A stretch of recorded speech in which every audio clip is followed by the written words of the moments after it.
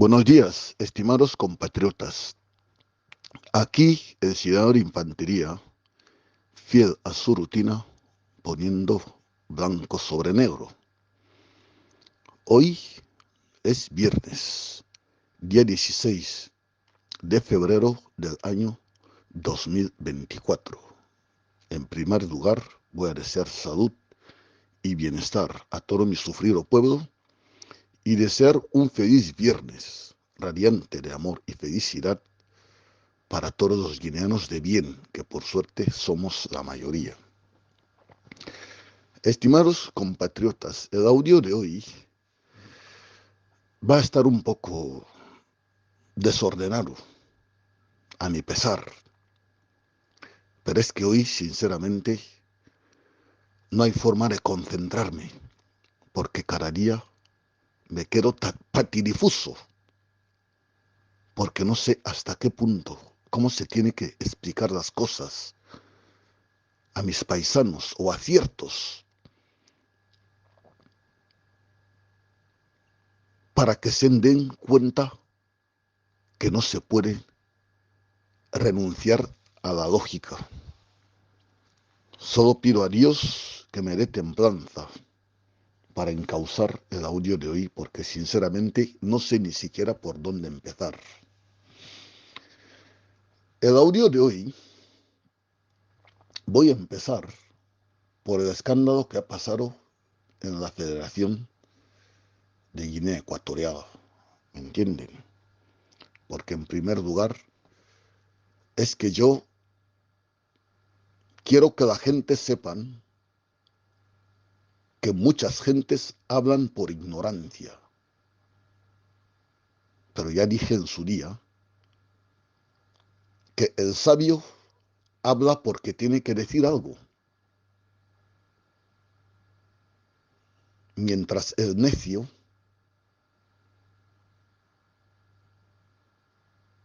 habla porque se le ocurre algo. Y la persona que algún día calentara el pupitre, vais a ver que las preposiciones son las que marcan el sentido de cada frase que expresa uno. Estimados compatriotas, voy a empezar dejando patente lo que suelo decir. Don Pablo Oono Bindán no conoce a todo el mundo, pero eso sí, conoce a mucha gente. Y por eso también hablo de lo que sé y de los que conozco. Y eso es lo que hace dar la impresión de como si conozco a todos. En la federación, que nadie no os engañe, lo que realmente ha pasado en la federación es lo que viene a dejar claro que en Guinea Ecuatorial no tenemos Estado, ni tenemos gobierno, ni tenemos absolutamente nada. Tenemos familia. También queda patente que en Guinea Ecuatorial no hay ningún tipo de programa político, porque lo único que hay es un gobierno familiar que se mueve a golpe de ocurrencias. No hay instituciones, porque también lo demuestra. La televisión de Guinea Ecuatorial hace campaña a la familia en el poder de enero a diciembre y no hay nada que lo contraste ni lo contradiga.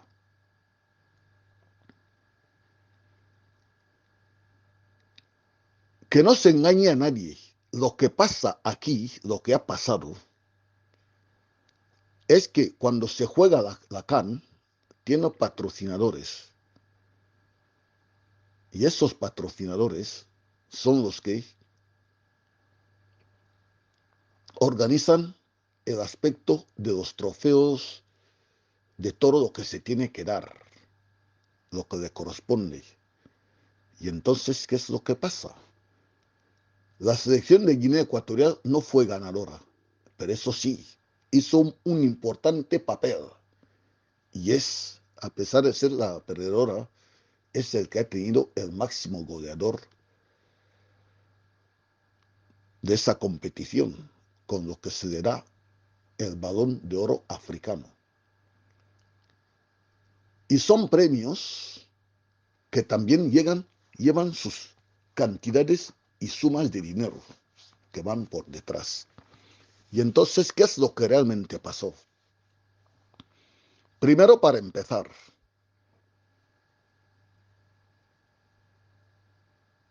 la selección española de guineana es la selección de Guinea, de todos. Es decir, todos en el sentido estricto de la palabra, sea del PDG o no, o seas familiar del presidente o no. Es la selección de todos. Y cualquier evento que va en representación de todos. Pero lo que pasa es que en Guinea Ecuatorial todo está politizado en el sentido de que la familia en el poder es la que acapara absolutamente todo. Entonces, en la clausura, convocan a Iván, a Emilio, porque tenía que ir a recibir su bota de oro. Esto es un premio que le corresponde a él y lleva un cheque personal, porque o sea que es un trofeo que le corresponde a él personalmente. Y luego hay otras sumas que dan a la federación por su participación y todo. Y entonces mi primera pregunta es, ¿por qué el vicepresidente es el que tiene que ir cuando constitucionalmente no tiene funciones ejecutivas? Dos, ¿por qué el vicepresidente tiene que ir cuando no es miembro de la federación? Ni siquiera en sus competencias entra el deporte. Tres, ¿por qué los mismos actores quedan relevados en el último lugar? Y entonces os he dicho, en Guinea Ecuatorial, la gente está muy sometida y hay otros que tienen una cultura y una de educación muy diferentes. Y son realidades que hay en Guinea Ecuatorial que la gente tiene que saber. Entonces, cuando Emilio Zue ve que le están relegando él en la última fila, lo que trae el problema es que primero la federación ya se había quedado con un monto de más de 850 millones que no hicieron uso de ellos. Y no se fiscaliza nada en Guinea Ecuatorial porque tenemos un parlamento inexistente. Las instituciones vaciadas de contenido. Pero ese tema no se va a fiscalizar ni se va a hacer nada porque siempre la gente que se queda en ese dinero lo reparten entre toda la gente que tienen que bloquear cualquier tipo de control sobre esto. Nadie no es tonto en Guinea Ecuatorial. Tanto los que están dentro como los que están fuera. Porque los que están dentro saben a qué normas están sujetos. Y los que están fuera saben las razones por las cuales están fuera y tienen que estar fuera. Esto es lógico donde funciona la cabeza. O sea, donde la gente piensa con los pies, es donde se genera este torre de Babel que tenemos ahí. Y Emilio, acertadamente, como el premio era individual, se lo comunican a él. Y la federación, ¿qué es lo que hace? Como van a dar cheques y todo lo que hay, y en Guinea Ecuatorial ya no hay dinero, y ellos quieren acaparar absolutamente todo. Y entonces es cuando Iván mira así, que aquí su dinero está en juego de un premio que le corresponde a él. Y aparte de que el dinero que iban a dar para el Estado guineano por la participación de su selección, mandan a Teodorín porque él que es el que se va, porque necesita dinero para todos sus vicios y todos los demás. Y encima, estos se le tiene que añadir a que fueron a provocar un incendio en el pico porque querían volver a repetir la jugada que pasó en el 7M. Pero pasa que hay gentes que gracias a Dios no hacen nada. Son los que contrarrestan todas estas cosas en el exterior, denunciando de que esto que quieren hacer aquí es una maniobra de distracción, porque ha sido un incendio provocado, porque creían que la comunidad internacional volvería a picar, como pasó cuando provocaron ellos la catástrofe del 7M. Este es el verdadero kit de la cuestión. El que dice otra cosa miente, porque otra cosa mariposa. Ante el fracaso de que ellos mismos provocan un incendio y la comunidad internacional no les volvió a volver a dejar dinero porque no fiscalizaron anterior, y que todos los donantes ya saben qué es lo que hicieron con este dinero. Y entonces la tabla de salvación que tenían era el dinero que iban a dar la selección por participar y quedarse con el premio de la bota de oro de Emilio. ¿Y Emilio qué hace? Como contactan con él directamente, y la federación qué hace, en vez de que vaya el ministro de turno de ramo o el presidente de la FEGUISFUT o la selección previamente, o sea, plenamente, como han hecho el resto de países, Teodorín es el que va para ir a acaparar todo ese dinero y cogerlo. Y Emilio, como una persona razonable, se contacta con ¿cómo se llama? La CAF, y bloquea de que el vicepresidente no pinta absolutamente nada en el deporte guineano. Y eso es verdad y lógico. Yo no sé por qué la gente tiene que rasgar las vestiduras. Esto es lo que realmente pasó. Y entonces, ¿qué es lo que pasa? Al bloquearle, y le comunican al vicepresidente que no puede venir absolutamente para nada, porque no pinta absolutamente nada en este evento, ni absolutamente nada. ¿Me entiendes? Y entonces Teodorín se cabrea, porque le han bloqueado. Y con esa ira, cuando suelo decir que en Guinea Ecuatorial Obiang no da ni una puntada sin hilo, es cuando da un golpe en la mesa para decir de que aquí mando yo. Y por otra parte, la gente que suelen decir que en Guinea Ecuatorial ya hay problemas de dinero, el dinero que dio el presidente Obiang a los jugadores lo sacó de su casa, dinero del Estado. Y sigo preguntando aquí, ¿dónde está el fiscal general del Estado? ¿Dónde está el fiscal anticorrupción?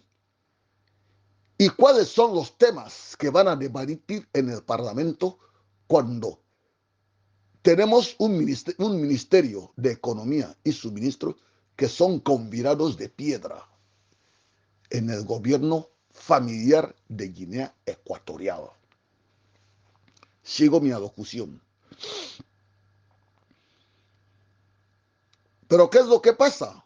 Como saben que todo lo que pasa en Guinea Ecuatorial ahora mismo se mira con lupa, porque nosotros, la gente que amáis charlatanes, lo que nos estamos encargando un día sí y otro también, es de poner negro sobre blanco, poner sobre la comunidad internacional que sepan qué es lo que está pasando en Guinea Ecuatorial, porque en Guinea Ecuatorial la dictadura familiar de Obiang ya ha superado al pueblo y lo hemos demostrado. El pueblo no puede hacer nada ante esta dictadura.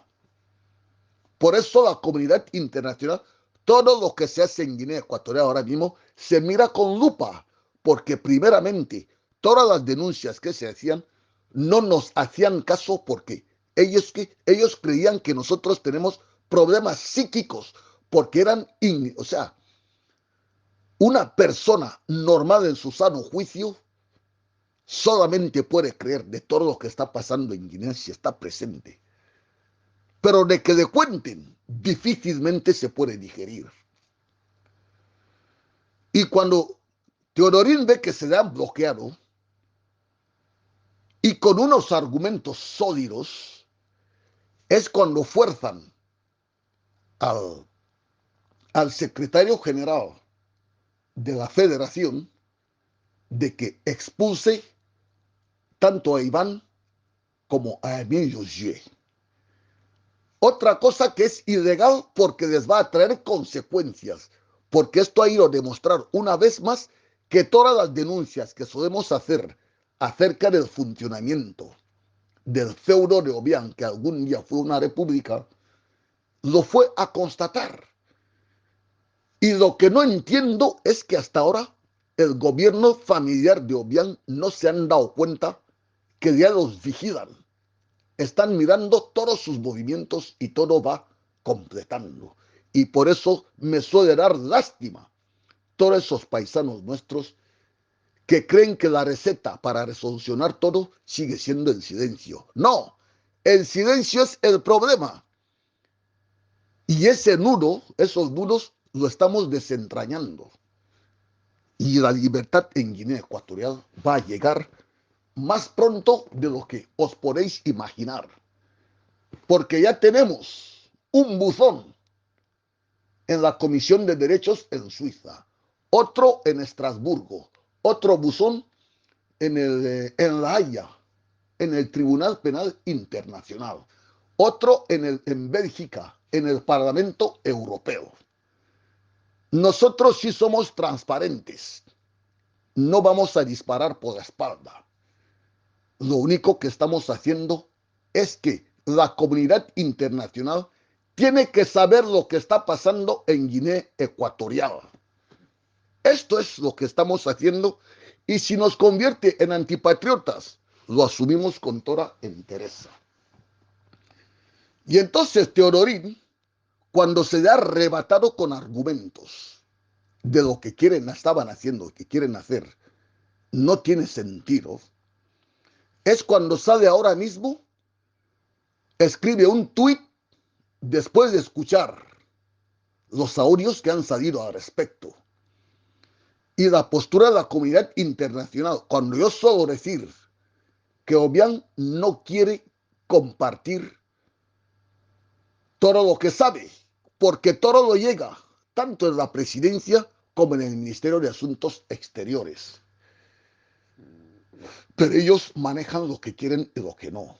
Y Teodorín que sale ahora mismo diciendo que el presidente de la FEGISUD tiene que presentar su renuncia. Y yo os voy a decir los que les han preguntado, ¿desde cuándo un secretario general, un cargo administrativo, tiene potestad para echar agentes en la selección por indisciplina? Les han preguntado por qué el entrenador ha quedado relegado en la segunda fila, cuando es la máxima autoridad responsable de la selección, porque la selección tiene un responsable económico, un responsable político y un responsable técnico. Pero lo que se tiene que ver estrictamente con la disciplina de la selección, el comportamiento, el entrenamiento y el adiestramiento, esto le corresponde solamente al entrenador y en estos momentos está relegado. Y por otra parte, vuelven a cometer otra torpeza, que es que se ha visto claramente la división que hay en Guinea Ecuatorial se ha visto reflejada en la selección. En Guinea Ecuatorial, la gente de la diáspora no piensan lo mismo que los que están dentro. Los que están dentro, las condiciones que viven y la opresión que sufren es brutal. Y eso es lo que hace las dos Guineas ahora mismo. La Guinea del exterior, con libertad y derechos, y la oprimida dentro. Todas estas cosas se están analizando detenidamente. Y la lástima de todo esto, Obiang lo sabe y lo oculta a los demás. Teodorín manda el cese, la expulsión de Iván, porque Iván tomó una decisión que le corresponde a él. Y ahora se han quedado con sin ese dinero, porque Iván es el que lo va a coger y lo ha cogido. Muy bien. Acerca del señor, que suele preguntar si conozco a Toro. Primero, para empezar, un breve paréntesis. El secretario general no tiene competencias para asumir el cese o la expulsión de ningún jugador. Ahí es donde han cometido el error garrafal que ha traído todo lo que ha venido. Acerca de la gente que dicen que si conozco a todos. No, yo no conozco a todos. Precisamente también cuando hago mis audios, casi los cuento a primera persona, porque son cosas que he analizado, que he visto y que he estado presente. El tal Juan Antonio Meñemaboso, Juan Antonio Meñemaboso, yo no lo puedo llamar mi amigo, casi le puedo llamar un buen conocido. Pero el conocimiento mutuo del uno al otro es de larga data. Yo toda mi vida, llevo en Malabo desde los 4 años y en el reino y fuera de Guinea desde los 20 años. Bata, no conozco nada de Bata, sinceramente, porque la primera vez que he vivido en Bata, esto fue del 2019, del 2009, no, del 2010 hasta el 2000, me parece 2014 aproximadamente, cuando mi padre estuvo a punto de morir. Eso es lo que me forzó a volver a Malabo e ir a vivir con él, porque mi padre se negó a ir a vivir en Bata con nosotros. Él dijo, yo toda mi vida lo he pasado en Malabo y si voy a morir, moriré en Malabo. Hijo mío, si quieres acompañarme, me vienes a encontrar a mí. Y es cuando me fui. Y entonces Antonio Meñemaboso, él y yo hemos estado más tiempo juntos fuera de nuestro país que en nuestro país. Pero nos conocemos en Ebebillín, nos conocemos en Malabo y esporádicamente nos vimos en Bata. Y seguimos siendo también. Son la cosa que hace la providencia humana. Su padre, yo no conocía que este era su padre. Pero los que sí, es un señor que vi muchísimas veces en la casa de mis tíos, don Juan Asumondo y don Antonio Nkulundó, los dos únicos hermanos de padre y madre que tenía mi madre, porque eran una familia de 3 y mi madre era la última. Yo no conocía que el señor Antonio, que yo veía, yo no sabía que era el padre de Juan Antonio, pero lo que pasa es que el tiempo ha venido a hacer ahora mismo que nos conozcamos. Pues Juan Antonio Muñiz y mis tríos se conocían por múltiples razones, porque eran de Bebillín todos, y los dos, tanto el padre de Juan Antonio como mi madre, como mis tíos, eran mitad guineanos y mitad gaboneses. Mis padres, o sea, mis madres, mi abuela materna era natural de Unkumedum, Esan, en Gabón. Y el padre de Antonio, o sea, Antonio, era natural de, o sea, su madre era de Mban Esaben, en Mitam. Toda esta zona la conozco muy bien, porque de niños siempre, mi padre siempre, donde están nuestras familias, siempre nos habían llevado. Y de hecho, de todos los sitios a los que estoy ligado, donde menos conozco es mi pueblo natal, que es Ocum. Porque yo mismo empecé a ir a Ocum por mi cuenta cuando cumplí los 18 años. Pero siempre mi madre nos ha querido enseñar dónde están sus entes, como mi padre también nos tenía que enseñar dónde están los suyos. Pero yo mismo, con mi cuenta, he intentado conocer a todos. El señor Antonio Meñamaboso era el representante de Bonifacio Nduedu en Ebebillín. Llevaba su propaganda y todo. Y era un señor adinerado, porque era el responsable de los almacenes Efer en Ebebillín, Edelmiro Fernández. Y fue el primer nativo, según mis padres y mis tíos maternos, dicen que es el primer guineano autóctono que construyó y vivió dentro del casco urbano de Ebebillín. Porque dicen que en Ebebillín normalmente todo el casco urbano estaba poblado de los colonos, los empresarios y todos los blancos que estaban ahí. Todo el resto del país veníamos de los pueblos y íbamos a hacer actividades dentro del pueblo de Ebebillín, la ciudad de Ebebillín, unos a trabajar, otros a estudiar o lo que fuese. Pero el primer nativo que construyó y vivió dentro del casco urbano de Ebebillín fue don Antonio Meñamaboso, padre de Juan Antonio. Y entonces la amistad que unía a mi familia con la suya, el hijo se llama Juan Antonio Meñé, y el Juan Antonio Meñé ese solamente era por la amistad que guardaba con mis tíos maternos, Antonio y Juan. Y su padre dijo, en honor a mis hermanos y amigos de infancia, voy a darles el nombre de mi hijo. Por eso se llama Juan Antonio. Y eso lo podéis preguntar a él mismo porque lo sabe. Hasta qué punto se llevaban bien.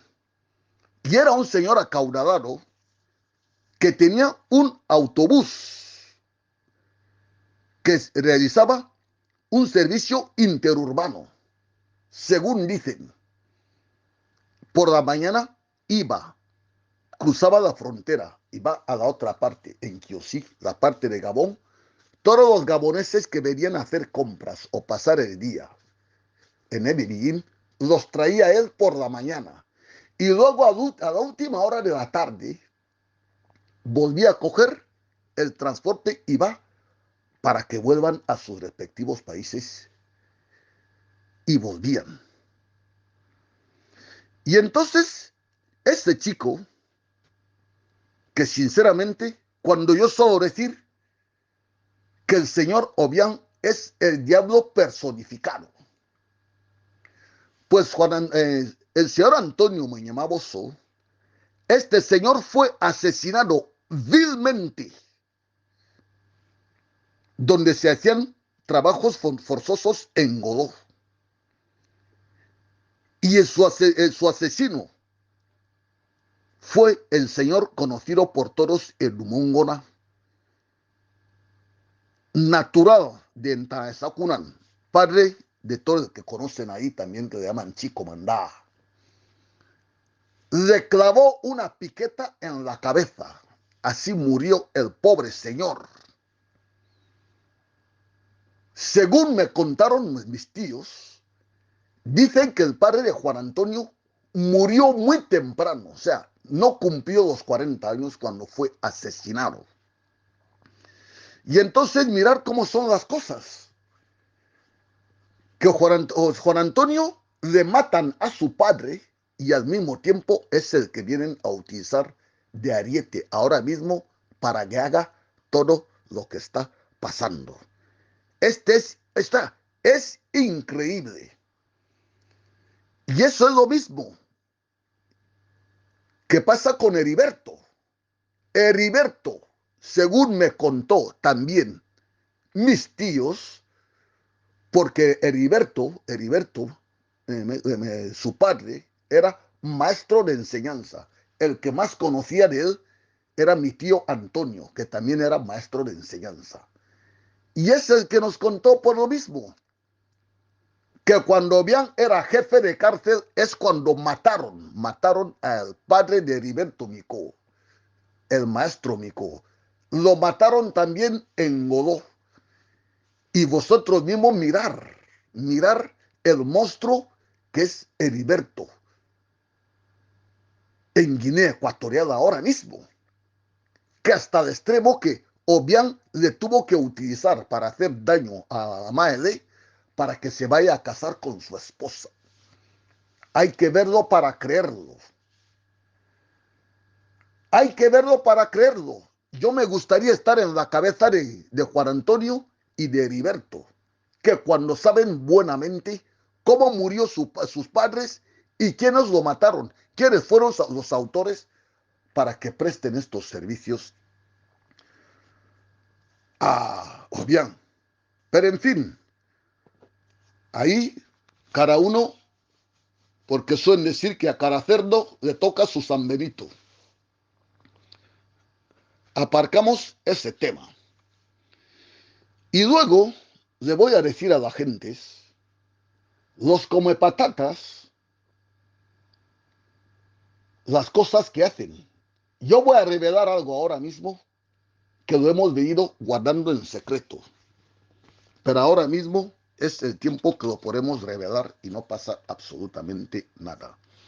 Si vosotros os acordáis de los acontecimientos que hubo en Kiosí, pues nada, se detuvo a mucha gente por un intento de golpe y todo lo que hay ahí.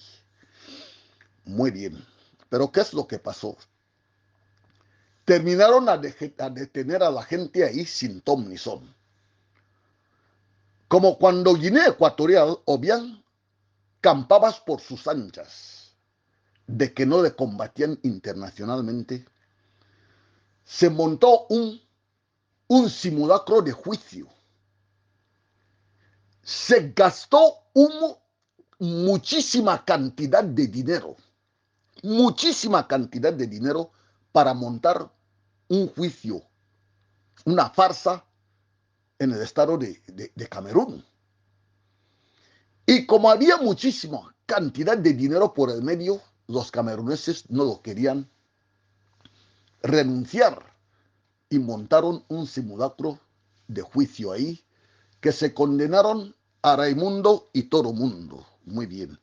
Pero lo que pasa es que como hay gentes reflexivas, ya la gente ya estaban trabajando para contrarrestar estas cosas. Y entonces es cuando se preparó un dossier. La ministra de Asuntos Exteriores, una mujer cabal que hay, y que sinceramente tenemos que agradecer al gobierno francés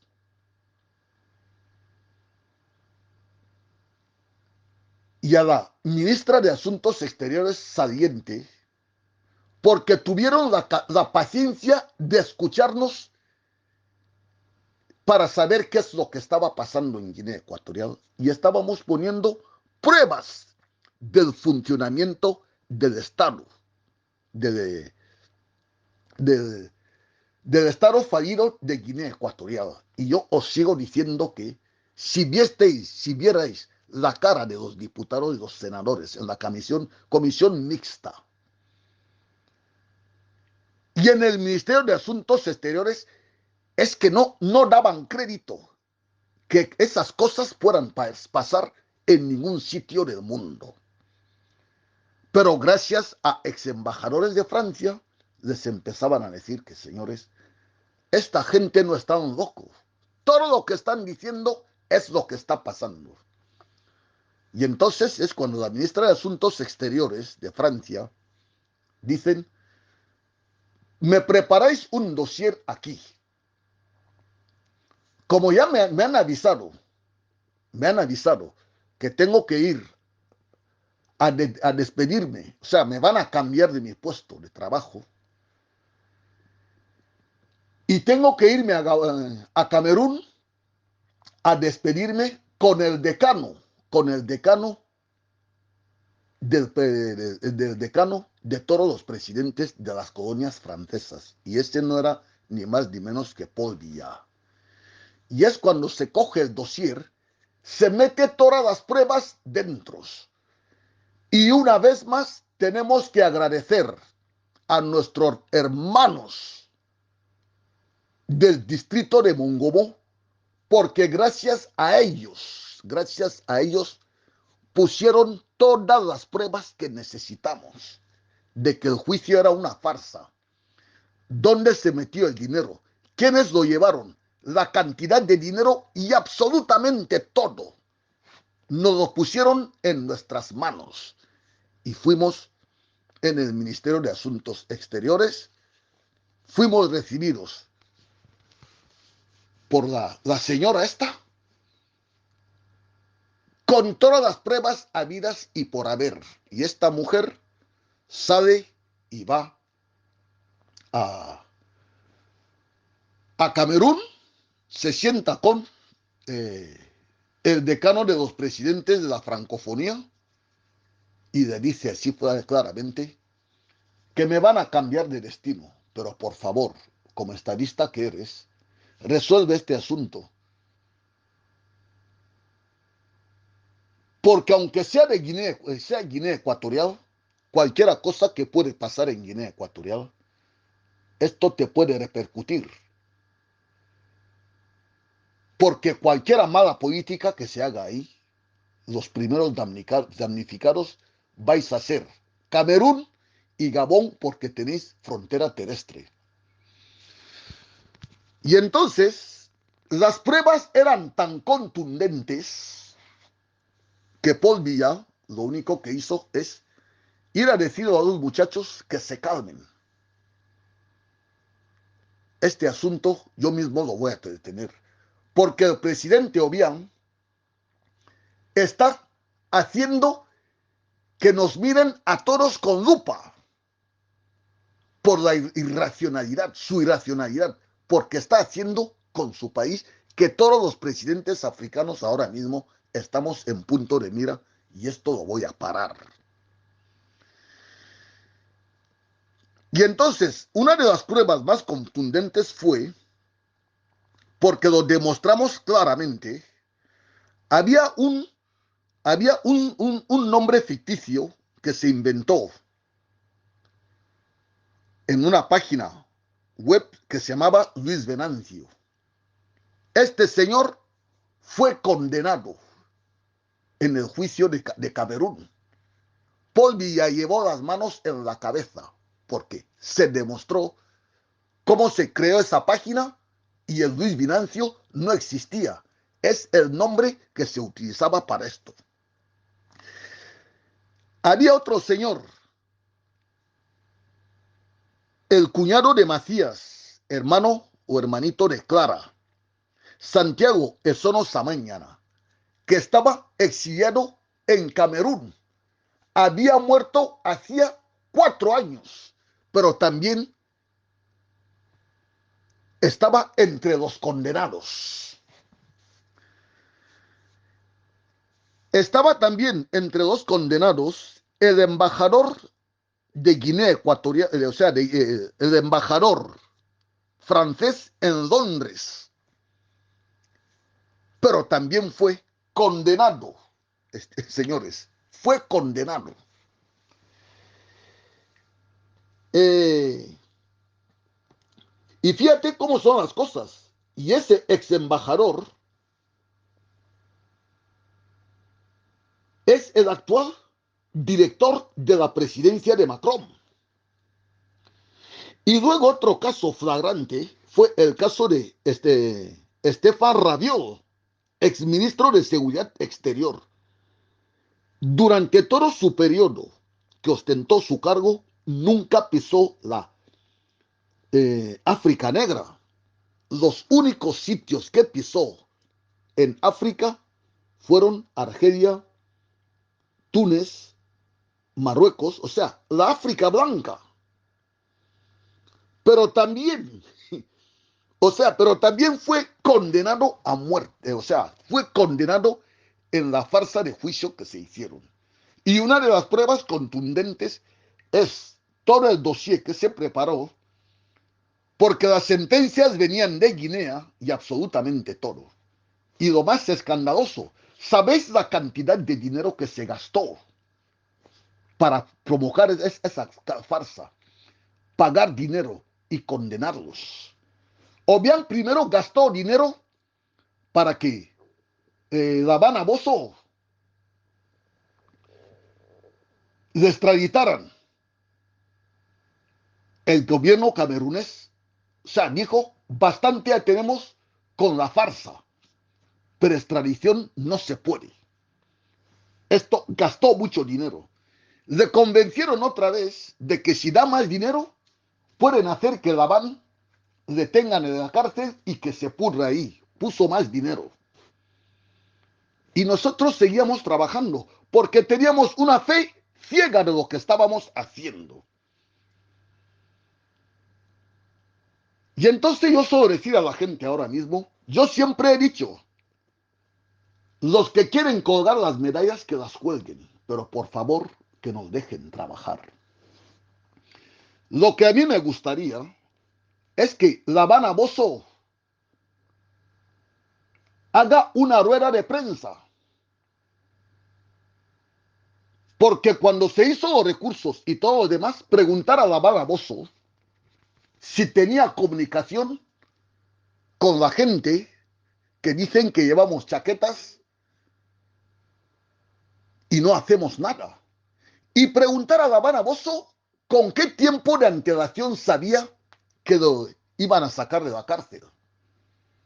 Porque cuando se concluyeron las pruebas, todo, absolutamente todo, nos dijeron textualmente, solamente se tiene que hacer apelación y el tribunal de apelación los va a absolver a todos porque estamos avergonzados de lo que estamos viendo.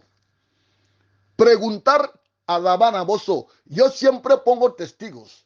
Señor La Habana Bozo, eres mi tío por parte de Oyo, y me conoces perfectamente, a toda mi familia y viceversa. Cuando estabas en la cárcel, ¿cuándo hace que tú sabías buenamente que te iban a sacar de la cárcel? Mis agradecimientos a la ministra de Asuntos Exteriores saliente, porque hizo una buena gestión. El diciembre del año pasado, no, el anterior, esto cuando concluyó todos sus trabajos y nos dio su palabra de que este señor le van a colocar en la calle. Pasa que vuestro gobierno es un gobierno corrupto y corruptor, que es peor.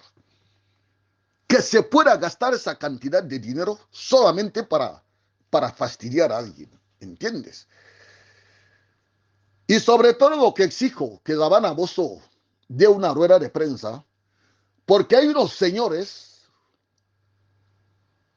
que para mí son cantamañanas, otros son cantatardes y otros cantamedionías, diciendo tonterías y nos llaman a nosotros los charlatanes. Acusaron a otros de la detención y la traición de La Habana Bozo y el tiempo ha puesto a cada uno en su sitio. Yo dije que Davana Bozo algún día va a salir y va a dar una rueda de prensa. Por favor, señor Davana Bozo, es el momento de hacerlo. Decir uno, ¿quiénes te pusieron los abogados a disposición?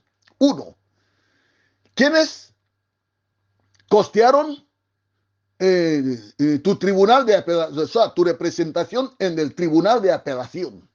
¿Y desde cuándo tú sabías en la cárcel de que te van a absolver?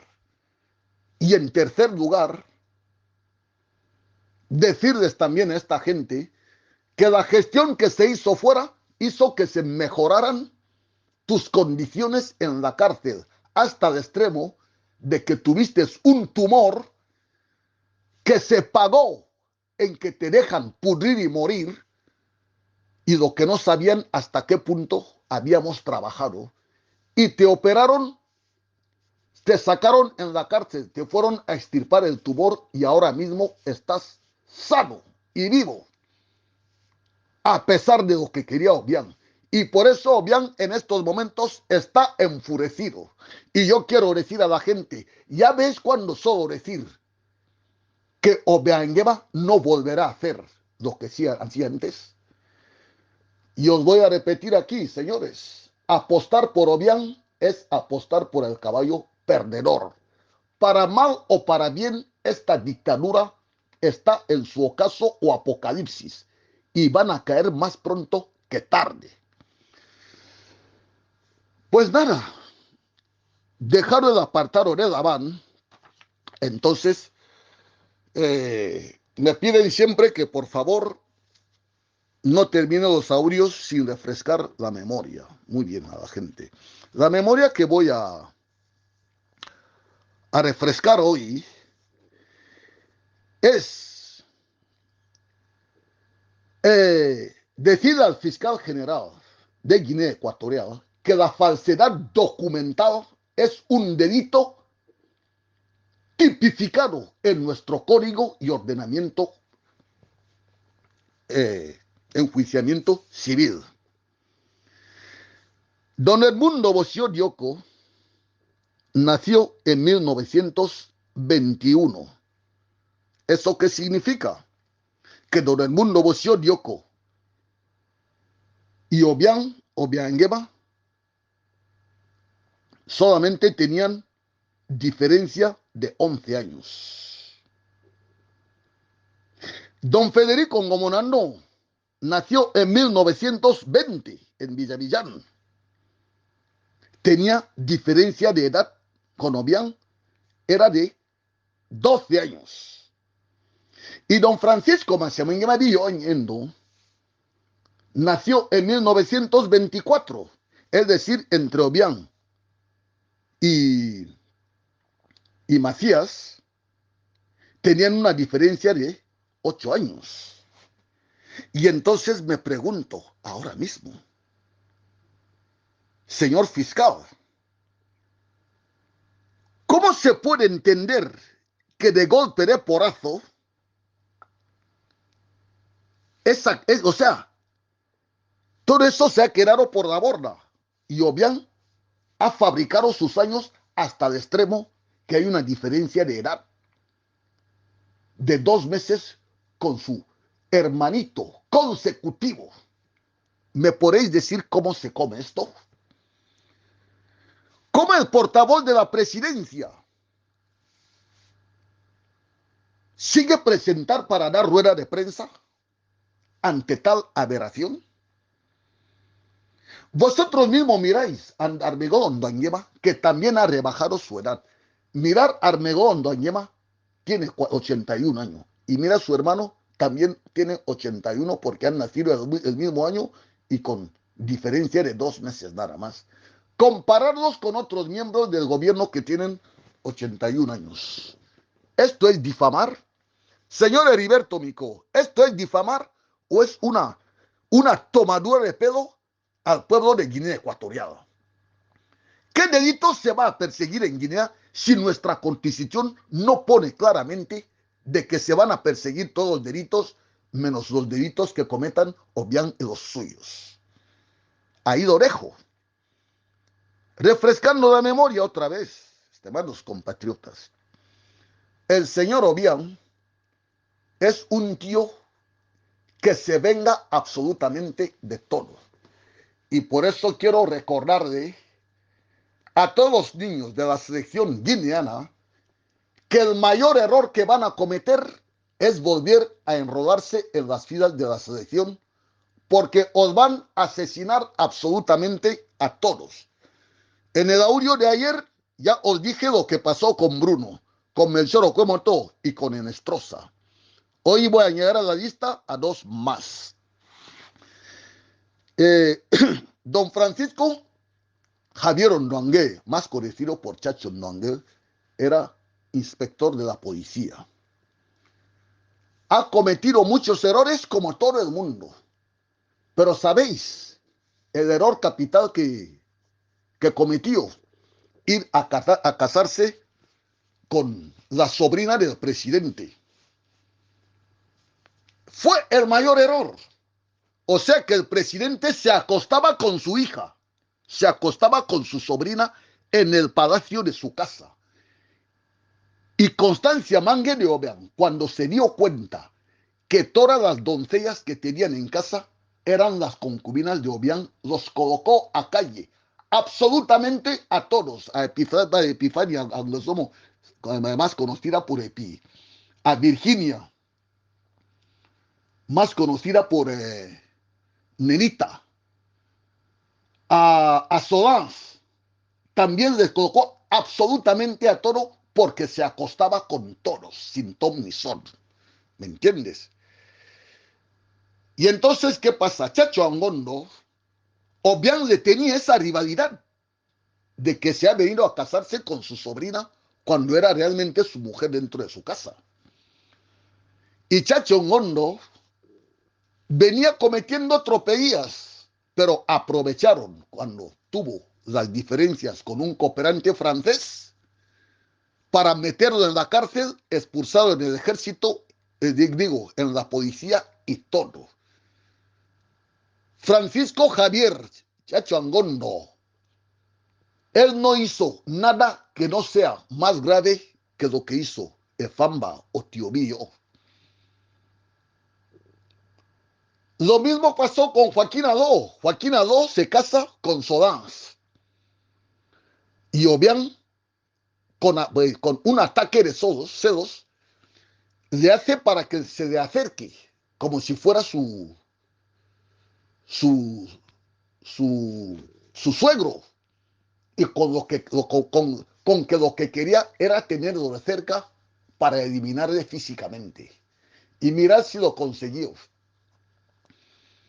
¿Dónde está Joaquín Aló hoy en día?